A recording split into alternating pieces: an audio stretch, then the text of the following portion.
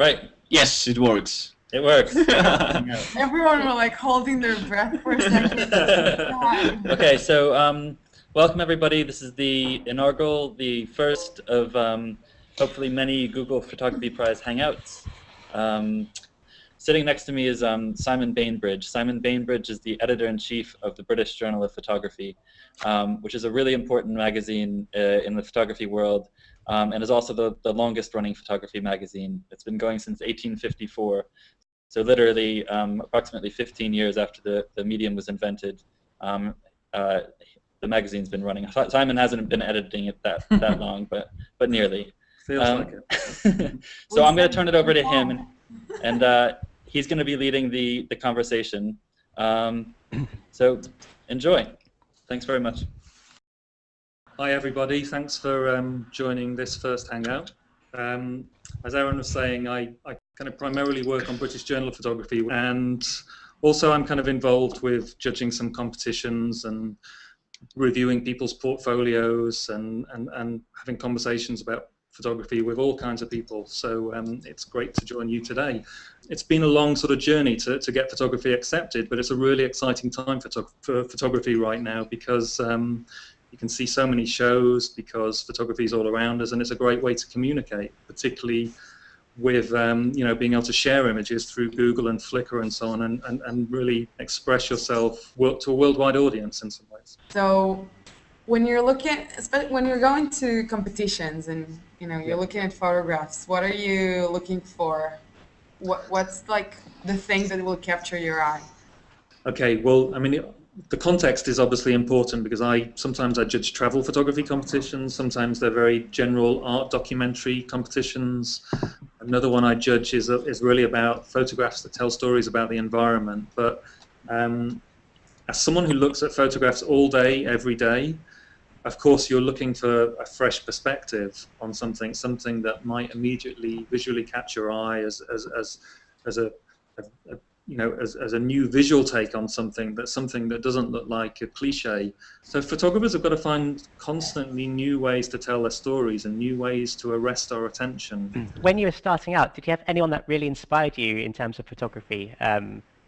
Anyone we could look up and see their examples and such? Yeah, I guess who were the first people that inspired me? I mean, I've always been a massive fan of Diane Arbus. I don't know if you guys know her. She's had a lot of exhibitions around the world lately. She died, how many years ago, Aaron? I think she died like 40 years ago, so there's been a lot of 40th anniversary pictures. And in some ways, she's a very interesting character herself, and that's part of the mythology of her photographs. And she was one of the first people to kind of focus on kind of freakish people, or people that society decided were freakish, and that could be anything from twins to transvestites, whatever, and it's almost become a cliche in itself, but there's something about her photographs that I can't explain, that they just grab you and make you want to look at them. And I was once in Cologne in Germany at a great big art fair, and there's thousands of works of art there, and there's just these like 3 black and white photographs I saw at the corner of my eye, and they make you go and look at them, and I can't, it's something about her engagement with her subjects, her perspective just comes out, but like it's magic, like the way silver, comes out in the dark room and exposes something. I don't think she could tell you how she did it if she was still alive today. It's something about her engagement with people. But really what I'm most passionate about is finding new talent, finding young photographers, well, not even young photographers, people coming to photography and with fresh perspectives on the world. And someone I saw recently is a woman called Leiko Shiga in Japan, who I'd never seen photographs like it. I couldn't understand how she was doing them at first, and her story is interesting. She was living in London, studying in London a few years ago, and she didn't speak English, and she wanted to find a way of engaging with people, so she was photographing people in the housing block she lived, and then she would get the prints done very cheaply, and then she'd start slashing the pictures with a razor blade and shining lights through them and montaging them together. And what should have been a mess just actually became this amazing way for her to communicate with the people around her, and it was very fresh, her sort of perspective on stuff. So yeah, those are a few people whose work I like. I love photo books. I don't know if you guys have access to any great photography bookshops or photo libraries, but for me, photo books are where photography really comes alive, where a photographer can control a whole series of images in a way they can't even in an exhibition, and the way they sequence them is, really important to the meaning they convey. And one of the nicest books I've seen in a while is this book by this young Spanish photographer called Ricardo Cases, and it's called Palomo el Air, and it looks like a sort of exercise book. You won't be able to see it very well here, but it's very roughly put together. But it's all about these crazy guys in Spain who paint pigeons and let them go in the world, and then kind of just chase them around the countryside for no apparent reason. But the photographers really sort of captured the sort of very strange world and captured the kind of odd surrealness of it. And the book isn't too precious. It's just beautifully put together, and it's like one of the most talked about books of last year. It's just about to sell out, so I recommend you buy it. It's £25 in English money, and it's just really inventive. It doesn't look like photo books are supposed to look like, with pictures with lots of and it's just I think I really recommend finding a good photography bookshop, or getting yourself to a photography fair which maybe shows different photo books, or a photo festival is a great place to discover photography, and spend some hours with photo books and think about the way they're sequenced and put together, and how it's all about the rhythm of a book, how you slow things down and put surprises in there, and it's a really exciting thing you can do yourselves as well, using things like Blurb. You can make photo books for £20 yourself these days, and I think it's a really good learning process for if you make a series and you think this was missing some certain pictures, it helps you when you're taking pictures think about what you should be photographing to fill in the story, or to add color to it, or to get different perspectives. Like if you're doing a portrait project, sometimes it's really nice to have a sense of context for those portraits and photograph landscapes along with them as well. So seeing pictures, forcing yourself to make a book, thinking about the almost poetic way images can fit together is a real learning experience, and it's almost as exciting as the photographs themselves, and it's certainly as important in terms of getting across an idea. So yeah. Who thinks like that? Do any of you guys interested in expressing ideas, or are you more interested in kind of experimenting visually at this stage? I kind of specialize in, as I said, the HDR photography, and I think I like to kind of capture photos as if they're a memory almost, partly because of my own bad memory. So I like to capture it as if I'm remembering it back when I was there, and kind of share that with the people who look at my stuff, basically. I mean, that idea of memory is really important in photography, in the sense of these days and for a long time, everyone has taken photographs. Everyone takes photographs at birthdays and Christmas and weddings and things like that, and it becomes an important record of our life. And looking at photo albums from our parents and our grandparents as well, and it just makes me think about, besides your own photographs, the ones you take for your own purpose, your own selfish reasons, in a sense.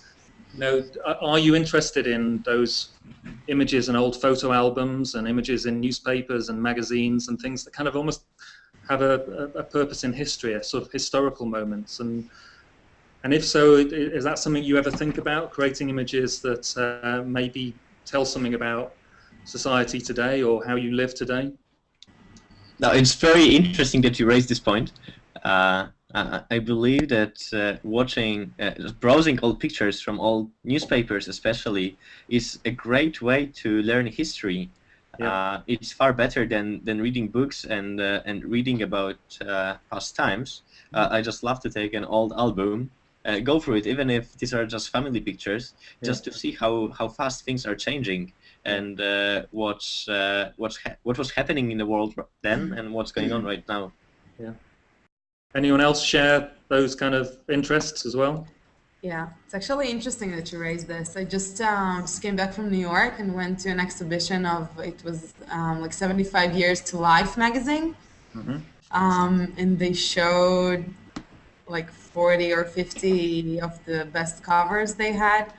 It's really like a tour through history. You're watching like pictures of Marilyn Monroe or Eisenhower or like really, really important moments in history. And I think it's really amazing when, I think we had a few events in Israel in the past few years that you can actually say that if I was there, I was taking pictures, it would be like capturing history. I mean, one thing I wanted to touch on as well is what you do with your images after you've taken them. I mean, we're talking through Google here. I mean, one phenomenon of the last 10 years, I guess, is we share images, in a way that we couldn't possibly do before. Is this primarily what you guys do with your images? Once you've shared them, are they done, or do you print them? Do you enter other competitions? What kind of stuff are you doing with them once you've selected the best ones? One of the best things is getting, comments on your photographs and, some recognition. But definitely competitions and even showcasing my work somewhere, where people can see it. I think that's the goal. So, I mean, is that a reason for using kind of image sharing sites and social networking, is to actually get feedback rather than just sharing your life moments? I believe it depends on the type of pictures you take. Yeah. What you said is very interesting, and I believe that most people take pictures just to share them with friends, because photography is a great way to make new friendships or share memories with the closest people to us. But we also take pictures that are very intimate, and they capture moments that we sometimes don't want to share with the public.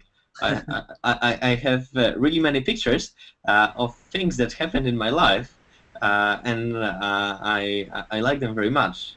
But I prefer to just print them and put them on my wall in my flat, rather than share them with everyone, because when everyone sees them, they lose a little bit of their magic.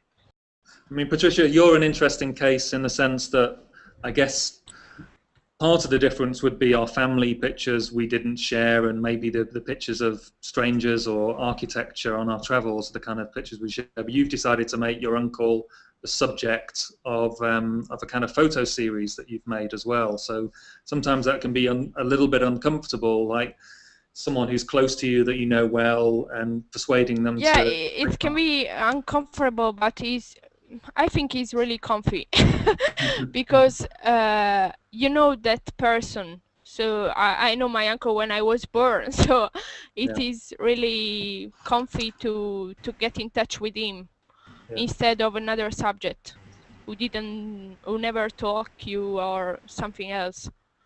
Yeah, I mean, there's some great examples of photographers who did work about their close family, and it was a real interesting way of making connections with their family. I mean, I was in Singapore in last June judging a photography competition, and the guy who won the competition was making this series about his parents and getting them to sort of enact playful things, wear masks and kind of like do acrobatics and all this kind of weird stuff. But his reason was his parents hadn't talked to each other for 20 years. They lived in the same house together in a small apartment, but they didn't communicate. And this was he called it the therapy of silliness. And it was his way of getting them to have fun and play together and get to know each other. So I guess, I don't know what my point is that photography can have unexpected consequences when you take this challenge, to do something maybe out of your comfort zone. And I think that's one of the things you learn as you first start making pictures, is to try something that you're not used to. It's funny that you mentioned that. I entered competition with my photography teacher some time ago. I was arguing that equipment and technique is the most important, and he argued that it's not. I took super expensive DSLR and took my picture, and he took an old mobile phone. His picture was much better. I mean, it's good to hear, because I think it can really hold people back sometimes, that people spend their whole lives learning about photography, but learning about technical things and thinking that's going to make, I don't know, I think it can be a bit of a diversion for people. I mean, I've got an example myself, and it was when I was lucky enough to be on a trip in Kenya with a whole bunch of journalists who worked on photography magazines, and most of these guys were very techie. You know, they were reviewing lenses and cameras every day, and then we were in a Land Rover, and some guys from a Maasai sort of tribe went past the road, and immediately everyone started getting these. We had access to all these amazing lenses. They started putting on these 10,000-pound lenses and ready for when these guys would walk off and a mile away they'd capture in the sunset. And meanwhile, we were with a photojournalist. He said, "What are you doing? Put on a wide-angle lens, just keep it simple, and let's go out and talk to these guys and interact and see what we can get that way." And it was a kind of lesson for these people who take photographs all day, every day, that you know, the gear can get in the way. And I'm a bit of a purist. I really encourage people to just have like one single lens, fixed lens, and you know, photography is about looking. And if you need to get close to something, don't use a zoom. Walk there. I'm sure you have one favorite picture, one of your best picture. How did it happen that you took it? Was it well planned, or did it happen just by coincidence? Well, as I say, me myself, I'm a terrible photographer, but I had I became a father for the first time 11 months ago. So all of a sudden, I'm taking millions of pictures of babies, and my girlfriend with our baby, and I guess my favourite photograph is just one that captures her mum and my daughter Grace, with a certain kind of light. You know, it's a very natural photograph, but light is so important in photography. You know, I mean, sometimes having really bad light can be a good thing. You know, can convey a flatness, a dullness that can be used as a way of conveying an emotion. And I always think of light as a kind of protagonist. You know, like the friend I was talking about, who I used to photograph standing next to him. His pictures always look like I'm not religious, but it looked like God had just arrived. You know, this great big shaft of light would somehow appear in his photographs and make things look quite foreboding, you know, sometimes look like something bad was just about to happen. I don't know how he saw that, but it just shows you how light can really direct the moment. And on that note, I think our discussion needs to come to an end now. We've kind of gone a little over the hour, but thanks very much for participating in this very first debate. And I'll just bring Aaron in briefly to say goodbye to you guys as well. And I hope you join in with future debates we have as well. Thank you. Thanks so much. Thank you very much. Everybody. I hope you enjoyed it. Please join us again. Thank you. Cheers. See ya. Bye. Bye. Thanks a lot. See ya. Bye. No one wants to go.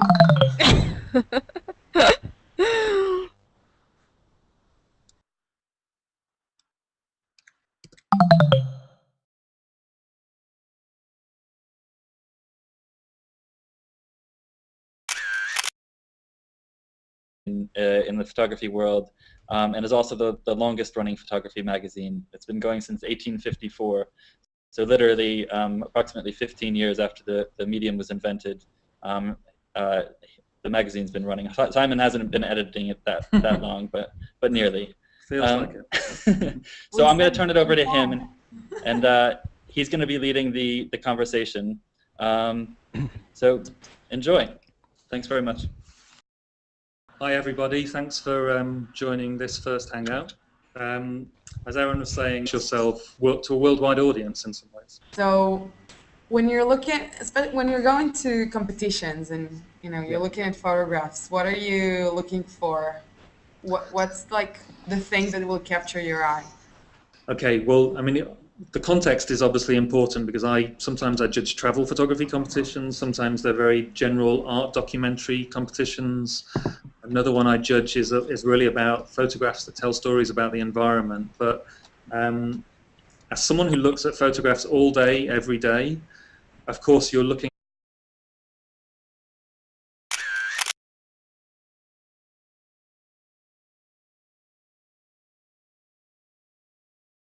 Right. Yes, it works. It works. Everyone were like holding their breath for a second. Okay, so welcome everybody. This is the inaugural, the first of hopefully many Google Photography Prize Hangouts. Sitting next to me is Simon Bainbridge. Simon Bainbridge is the editor-in-chief of the British Journal of Photography, which is a really important magazine. Into a fresh perspective on something that might immediately visually catch your eye as a new visual take on something that doesn't look like a cliche. So photographers have got to find constantly new ways to tell their stories and new ways to arrest our attention. When you were starting out, did you have anyone that really inspired you in terms of photography? Anyone we could look up and see their examples and such? Yeah, I guess who were the first people that inspired me? I mean, I've always been a massive fan of Diane Arbus, or Deanna. I kind of primarily work on British Journal of Photography, and also I'm kind of involved with judging some competitions and reviewing people's portfolios and having conversations about photography with all kinds of people. So it's great to join you today. It's been a long sort of journey to get photography accepted, but it's a really exciting time for photography right now because you can see so many shows because photography is all around us, and it's a great way to communicate, particularly with being able to share images through Google and Flickr and so on, and really express